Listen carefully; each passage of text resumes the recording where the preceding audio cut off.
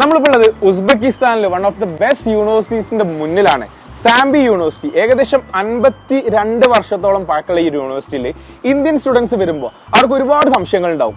As A doctor Althaf, ഈ ഒരു യൂണിവേഴ്സിറ്റിയിൽ നമ്മളൊരു ഇന്ത്യൻ സ്റ്റുഡന്റിനെ കൊണ്ടുവരികയാണെന്നുണ്ടെങ്കിൽ അവർക്ക് ഒരുപാട് ഡൗട്ട്സ് ഉണ്ടാവും അബൌട്ട് അക്കാഡമിക്സ്. ഇവിടുന്ന് പഠിച്ചിറങ്ങി കഴിഞ്ഞാൽ അതിന്റെ വാല്യൂ കാര്യങ്ങൾ, അത്രയും ഹിസ്റ്ററിയിലെ യൂണിവേഴ്സിറ്റി ആണോ, എന്തൊക്കെ ഫെസിലിറ്റീസ് ഉണ്ട്, ലാബ് ഉണ്ട്, വാട്ട് ഡു യു ഫീൽ?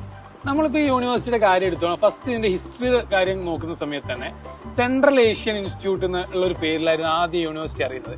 അതിന്റെ ഒരു കാരണം എന്ന് പറയുന്നത് വേൾഡ് വാർ സെക്കൻഡിന്റെ ടൈമിൽ ഈ യൂണിവേഴ്സിറ്റി സെൻട്രൽ ഏഷ്യൻ കൺട്രീസിൽ വഹിച്ച ഒരു പങ്ക് വളരെ വലുതായിരുന്നു.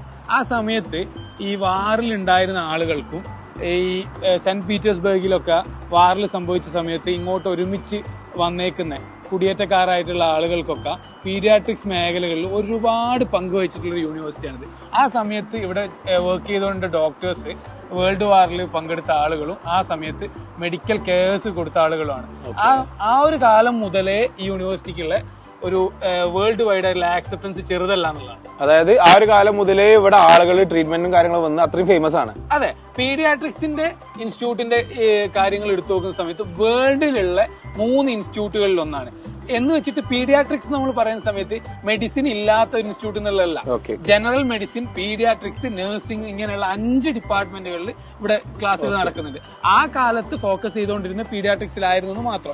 ഇന്ന് ഇത് മെയിൻ സ്ട്രീം ആയിട്ട് ജനറൽ മെഡിസിൻ അടക്കം ഉള്ള കോഴ്സുകളുള്ള ഒരു ഇൻസ്റ്റിറ്റ്യൂട്ടാണ്. ഓക്കെ, ഇപ്പൊ നമ്മൾ മെയിൻലി MBBS പഠിക്കുമ്പോൾ സ്റ്റുഡൻസിന്റെ മെയിൻ കൺസേൺ ഇപ്പൊ ഇവിടുത്തെ ഡിസെക്ഷൻസ്, കാര്യങ്ങള്, ലാബ് ഫെസിലിറ്റീസ്, അതൊക്കെ എന്താണ് തോന്നുന്നത്? കണ്ടിട്ട് നമ്മൾ മെയിൻലി കണ്ടല്ലോ എല്ലാ കാര്യങ്ങളും. ലാബ് ഫെസിലിറ്റീസ് പറയുകയാണെങ്കിൽ ബയോകെമിസ്ട്രി ലാബുകളും അനാട്ടമി ലാബുകളൊക്കെ നമ്മൾ ഇന്നലെ കണ്ട സമയത്ത് വളരെ വളരെ ഹൈടെക് ആയിട്ടുള്ള ഏറ്റവും ടോപ്പ് ലെവൽ ഇൻസ്ട്രുമെന്റ്സും കാര്യങ്ങളാണ് ഇവർ യൂസ് ചെയ്യുന്നത്. ഒന്നാമത്തെ കാര്യം. ഇനി സ്റ്റിമുലേറ്റേഴ്സിന്റെ കാര്യത്തിൽ, സ്റ്റിമുലേറ്റേഴ്സ് ഒക്കെ എന്ന് പറയുന്നത് ഇവർ യൂസ് ചെയ്യുന്ന പ്രൊഡക്ട്സും കാര്യങ്ങളും റഷ്യ ബേസ്ഡ് ആയിട്ടുള്ള ഏറ്റവും അപ്ഗ്രേഡ് ആയിട്ടുള്ള പ്രൊഡക്ട്സ് ആണ്. അപ്പൊ അത് സ്റ്റുഡൻസിനെ സംബന്ധിച്ചിടത്തോളം ആക്സസ് ചെയ്യാൻ പറ്റുക എന്ന് പറയുന്നത് ഒരു ഓപ്പർച്യൂണിറ്റി ആണ്. മേ ബി നമ്മുടെ നാട്ടിലോലും ഇല്ലാത്ത പല ടെക്നോളജീസ് ഇപ്പൊ ഇവിടെ ലാബിൽ തീർച്ചയായും നമ്മൾ പലതും കണ്ടു. ഇവിടെ ക്രോമാറ്റോഗ്രഫിന്റെ ഒക്കെ മെഷീൻസ് നമ്മൾ ഇന്നലെ കണ്ടിട്ടുണ്ടായിരുന്നത് നാട്ടിൽ പല സ്ഥലത്തും ഇല്ലാത്ത മെഷീൻസ് ആണ് നമ്മൾ കണ്ടേക്കുന്നത്. പിന്നെ ഇനിയിപ്പോ ലൈവ് ഡിസെക്ഷൻസിന്റെ കാര്യം സംസാരിക്കുകയാണെങ്കിൽ അണ്ടിൽ ലാസ്റ്റ് ഇയർ അതിവിടെ ലീഗലി പോസിബിൾ ആയിരുന്നില്ല. പക്ഷെ ഈ കമ്മിങ് ഇയർ മുതൽ അതിനുള്ള ലീഗാലിറ്റീസ് ഇവിടെ മറികടന്നിട്ട് ഹൈക്കോടതിന്റെ ഓർഡറും കാര്യങ്ങളൊക്കെ വന്നുകൊണ്ടിരിക്കുകയാണ്.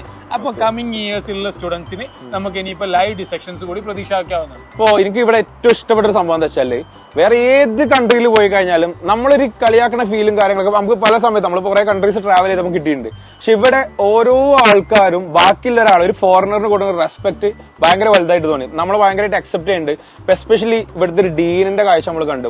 ആള് സ്റ്റുഡന്റിനെ ഓരോരുത്തരെ ടേക്ക് കെയർ ചെയ്യുന്ന രീതി. ഇപ്പോ ഒരു കുട്ടി സ്പോർട്സ് കളിക്കുകയാണെങ്കിൽ ആള് സ്പോർട്സിൽ ബെറ്റർ ആണോ എന്ന് വാച്ച് ചെയ്യുന്നുണ്ട്, അതേ സ്ഥാനത്ത് അക്കാഡമിക്സിൽ ബെറ്റർ ആണോ എന്ന് വാച്ച് ചെയ്യുന്നുണ്ട്. അപ്പൊ എന്താണ് ഇപ്പൊ നമ്മൾ ഇന്ത്യൻ സ്റ്റുഡൻസ് വരുമ്പോ ഒബ്വിയസ്ലി ഈ ഒരു കാര്യങ്ങളൊക്കെ തന്നെയല്ലോ ഒരു പ്രതീക്ഷിക്കുന്നത്. അതാണ് നമ്മൾ ഈ യൂണിവേഴ്സിറ്റിയുടെ കാര്യത്തിൽ മെയിൻ ആയിട്ട് ഫോക്കസ് ചെയ്യുന്ന ഒരു കാര്യം. അതായത് വളരെ ലെസ് പോപ്പുലേറ്റഡ് ആയിട്ടുള്ള ഒരു ഇന്ത്യൻ സ്റ്റുഡൻസ് പഠിക്കുന്ന ഒരു യൂണിവേഴ്സിറ്റിയാണിത്. എന്ന് വെച്ചിട്ട് ഇന്ത്യൻ സ്റ്റുഡൻസ് ഇല്ലാത്ത യൂണിവേഴ്സിറ്റി അല്ല. അത്രയധികം ഈ കൺട്രീസിൽ പല യൂണിവേഴ്സിറ്റീസിലായിട്ട് ഇന്ത്യൻ സ്റ്റുഡൻസ് പഠിക്കുന്നുണ്ട്. പല കൺട്രീസിലും പല സ്റ്റുഡൻസിനും അവർക്ക് കിട്ടുന്ന അറ്റൻഷൻസ് കുറവാണെന്നുള്ള ഒരു കംപ്ലൈൻസ് പലരും പറയുന്നുണ്ട്. പക്ഷെ നമ്മുടെ കാര്യത്തിൽ ഇവിടെ ഒരു ഡീന് തന്നെയാണ് പല സ്റ്റുഡൻസിന്റെ കാര്യങ്ങൾ, അതായത് ആ സ്റ്റുഡന്റ് എന്താണ് എന്നുള്ളത് അവർക്ക് കൃത്യമായിട്ട് അറിയാം. ഒരു 1:1 റേഷ്യോയിലാണ് ഇവിടെ ശരിക്കും ഒരു ലെക്ചർ ടു സ്റ്റുഡന്റ് അവർക്ക് അത്രയും ടേക്ക് കെയറിങ് കൊടുക്കുന്നതാണ് നമുക്ക് പറയാൻ പറ്റും. അതായത് അത്രമാത്രം അക്കാഡമിക്സിൽ ഓരോ സ്റ്റുഡന്റിനെ അവർ ഫോക്കസ് ചെയ്യുന്നുണ്ട്. അതുപോലെ തന്നെ കോ കരിക്കുലർ ആയിട്ടുള്ള ആക്ടിവിറ്റീസിലും അത്രമാത്രം ഫോക്കസ് ചെയ്യുന്നുണ്ട്. അപ്പൊ നിങ്ങൾ MBBS ഉസ്ബെക്കിസ്ഥാനിൽ വന്ന് പഠിക്കാൻ നിങ്ങൾ നോക്കുന്നുണ്ടെങ്കിൽ, ഇപ്പൊ നീറ്റ് റിപ്പീറ്റ് ചെയ്ത സ്റ്റുഡൻസ് ഉണ്ടാവും, +2 കഴിഞ്ഞ് നീറ്റ് ക്വാളിഫൈ ചെയ്ത സ്റ്റുഡൻസ് ഉണ്ടാവും. അപ്പൊ MBBS ഒരു ബഡ്ജറ്റ് ഫ്രണ്ട്ലി കൺട്രിയിൽ അഫോർഡബിൾ ആയിട്ട് വന്നിട്ട് ഏറ്റവും ബെസ്റ്റ് ഇൻഫ്രാസ്ട്രക്ചറിൽ നിങ്ങൾ പഠിക്കാൻ നോക്കുന്നവരാണെങ്കിൽ സാംബി യൂണിവേഴ്സിറ്റി നിങ്ങൾക്ക് പറ്റിയ ഒരു ബെസ്റ്റ് ഓപ്ഷൻ ആണ്. അപ്പൊ എന്തായാലും നിങ്ങൾ MBBS പോവാൻ നോക്കുന്നവരാണെങ്കിൽ